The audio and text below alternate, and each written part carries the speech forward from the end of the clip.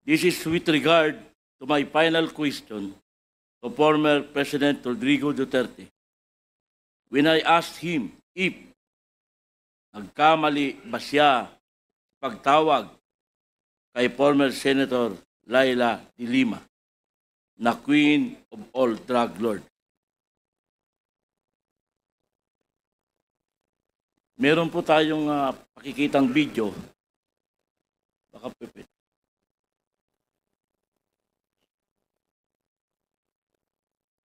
If you may recall, Mr. Chairman, former President Duterte asked me kung saan daw galing yung sinabi niya na yun. Kaya po, ayan po sa ating video yung pinanggalingan ng aking sinabi. Bigyan daw siya ng recording or article. Kaya ayan po ang article.